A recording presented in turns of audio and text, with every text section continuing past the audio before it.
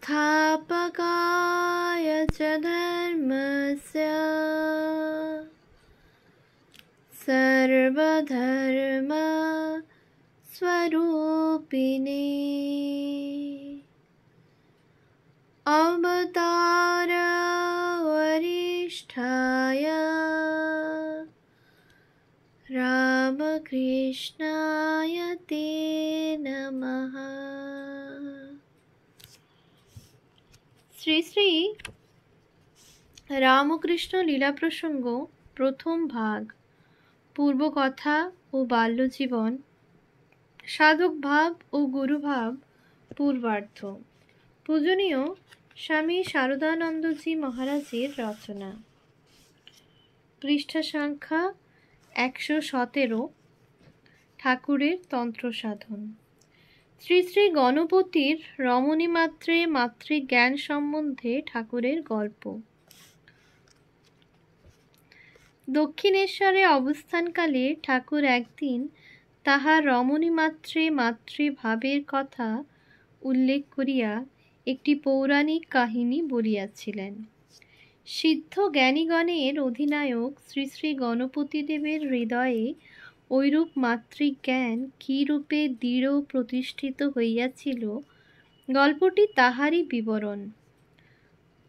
মদস্রাবিগজ তুণ্ড স্ফালিত বদন লম্বোদর দেবতাটির উপর ইতঃপূর্বে আমাদের ভক্তিশ্রদ্ধার বড় একটা আতিশয্য ছিল না, কিন্তু ঠাকুরের শ্রীমুখ হইতে উহা শুনিয়া পর্যন্ত ধারণা হইয়াছে শ্রী শ্রী গণপতি বাস্তবিকই সকল দেবতার অগ্রে পূজা পাইবার যোগ্য।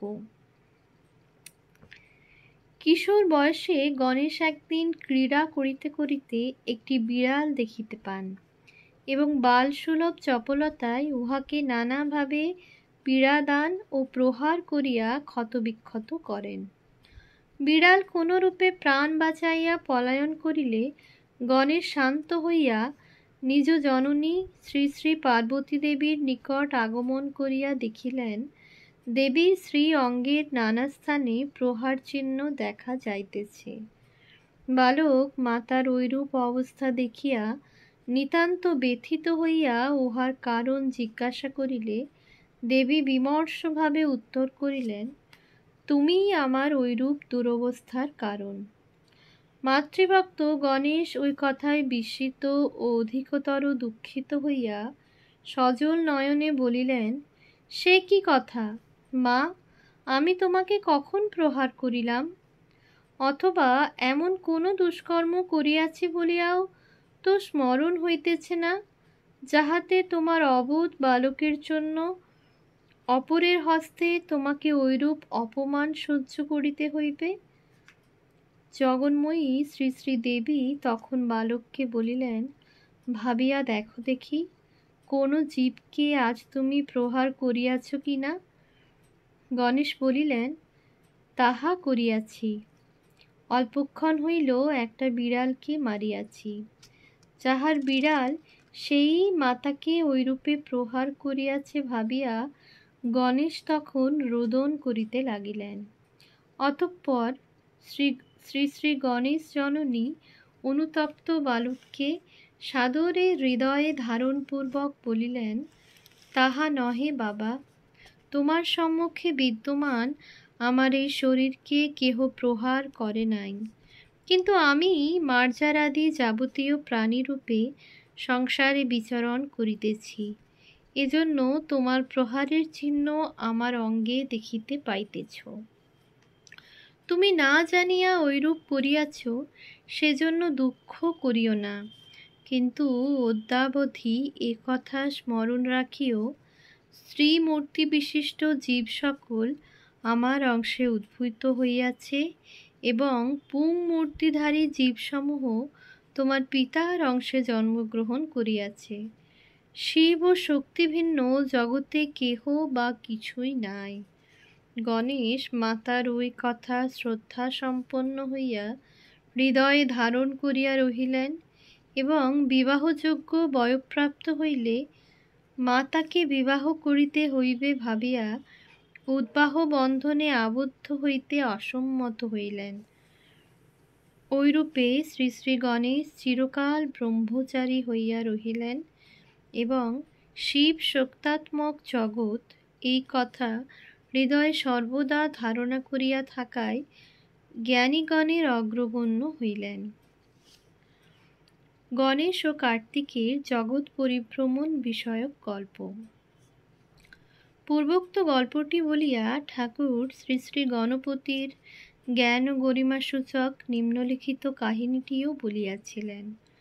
কোনো সময় শ্রী শ্রী পার্বতী দেবী নিজ বহুমূল্য রত্নমালা দেখাইয়া গণেশ ও কার্তিককে বলেন যে চতুর্দশ ভুবনান্বিত জগৎ পরিভ্রমণ করিয়া তোমাদের মধ্যে যে অগ্রে আমার নিকট উপস্থিত হইবে তাহাকে আমি এই রত্নমালা প্রদান করিব। শিখিবাহন কার্তিকেয় অগ্রজের লম্বোদর স্থূল তনুর গুরুত্ব এবং তদীয় বাহন মুশিকের মন্দগতি স্মরণ করিয়া বিদ্রূপ হাস্য হাসিলেন এবং রত্নমালা আমারই হইয়াছে স্থির করিয়া ময়ূর আরোহণে জগৎ পরিভ্রমণে বহির্গত হইলেন। কার্তিক চলিয়া যাইবার বহুক্ষণ পরে গণেশ আসন পরিত্যাগ করিলেন এবং প্রজ্ঞাচক্ষু সহায়ে শিব শক্তাত্মক জগৎকে শ্রী শ্রী হরপার্বতীর শরীরে অবস্থিত দেখিয়া ধীর পদে তাহাদিগকে পরিভ্রমণ ও বন্দনা করত নিশ্চিন্ত মনে উপবিষ্ট রহিলেন। অনন্তর কার্তিক ফিরিয়া আসিলে শ্রী শ্রী পার্বতী দেবী প্রসাদী রত্নমালা গণপতির প্রাপ্য বলিয়া নির্দেশপূর্বক তাহার গলদেশে উহা সস্নেহে লম্বিতা করিলেন। তন্ত্র সাধনে ঠাকুরের বিশেষত্ব। ঐরূপে শ্রী শ্রী গণপতির রমণীমাত্রে মাতৃভাবের উল্লেখ করিয়া ঠাকুর বলিলেন, আমারও রমণীমাত্রে ঐরূপ ভাব, সেই জন্য বিবাহিত স্ত্রীর ভিতরে শ্রী শ্রী জগদম্বার মাতৃমূর্তির সাক্ষাৎ দর্শন পাইয়া পূজা ও পাদ বন্দনা করিয়াছিলাম। তন্ত্র সাধনে ঠাকুরের বিশেষত্ব।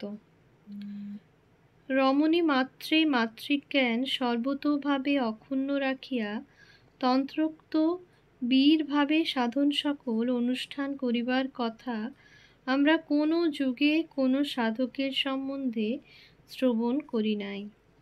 বীর মতাশ্রয়ী হইয়া সাধক মাত্রেই একাল পর্যন্ত শক্তি গ্রহণ করিয়া আসিয়াছেন। বীরাচারী সাধকবর্গের মনে ওই কারণে একটা দৃঢ়বদ্ধ ধারণা হইয়াছে, শক্তি গ্রহণ না করিলে সাধনায় সিদ্ধি বা শ্রী শ্রী জগদম্বার প্রসন্নতা লাভ একান্ত অসম্ভব। নিজ পাশব প্রবৃত্তির এবং ওই ধারণার বশবর্তী হইয়া সাধকেরা কখনো কখনো পরকীয়া শক্তি গ্রহণেও বিরত থাকেন না। লোকে ওই জন্য তন্ত্রশাস্ত্র নির্দিষ্ট বীরাচার মতের নিন্দা করিয়া থাকে। ওই বিশেষত্ব জগদম্বার অভিপ্রেত। যুগাবতার অলৌকিক ঠাকুরই কেবল নিজ সম্বন্ধে এ কথা আমাদিগকে বারংবার বলিয়াছেন। আজীবন তিনি কখনো স্বপ্নেও স্ত্রী গ্রহণ করেন নাই। অতএব আজন্ম মাতৃভাবাবলম্বী ঠাকুরকে বীর মতের সাধনসমূহ অনুষ্ঠানে প্রবৃত্ত করাইতে শ্রী শ্রী জগদম্বার গূঢ় অভিপ্রায় সুস্পষ্ট প্রতিপন্ন হয়। শক্তি গ্রহণ না করিয়া ঠাকুরের সিদ্ধিলাভে যাহা প্রমাণিত হয়। ঠাকুর বলিতেন, সাধন সকলের কোনোটিতে সাফল্য লাভ করিতে তাহার 3 দিনের অধিক সময় লাগে নাই। সাধন বিশেষ গ্রহণ করিয়া ফল প্রত্যক্ষ করিবার জন্য ব্যাকুল হৃদয়ে শ্রী শ্রী জগদম্বাকে ধরিয়া বসিলে 3 দিবসেই উহাতে সিদ্ধ কাম হইতাম। শক্তি গ্রহণ না করিয়া বীরাচারের সাধনকালে তাহার ঐরূপে স্বল্পকালে সাফল্য লাভ করাতে একথা স্পষ্ট প্রতিপন্ন হয় যে পঞ্চমকার বা স্ত্রী গ্রহণ ওই সকল অনুষ্ঠানের অবশ্য কর্তব্য অঙ্গ নহে। সংযম রহিত সাধক আপন দুর্বল প্রকৃতির বশবর্তী হইয়া ঐরূপ করিয়া থাকে। সাধক ঐরূপ করিয়া বসিলেও যে তন্ত্র তাহাকে অভয় দান করিয়াছেন এবং পুনঃ পুনঃ অভ্যাসের ফলে কালে সে দিব্যভাবে প্রতিষ্ঠিত হইবে, এ কথার উপদেশ করিয়াছেন, ইহাতে ওই শাস্ত্রের পরম কারণিকত্বই উপলব্ধ হয়। তন্ত্রোক্ত অনুষ্ঠান সকলের উদ্দেশ্য। অতএব রূপ রসাদি যে সকল পদার্থ মানব সাধারণকে প্রলোভিত করিয়া পুনঃ পুনঃ জন্ম মরণ আদি অনুভব করাইতেছে এবং ঈশ্বর লাভ ও আত্মজ্ঞানের অধিকারী হইতে দিতেছে না, সংযম সহায়ে বারংবার উদ্যম ও চেষ্টার দ্বারা সেই সকলকে ঈশ্বরের মূর্তি বলিয়া অবধারণ করিতে সাধককে অভ্যস্ত করানোই তান্ত্রিক ক্রিয়া সকলের উদ্দেশ্য বলিয়া অনুমিত হয়।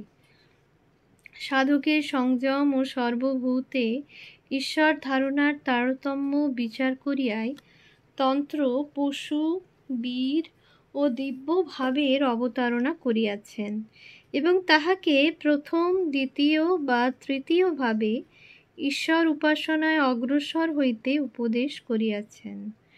কিন্তু কঠোর সংযমকে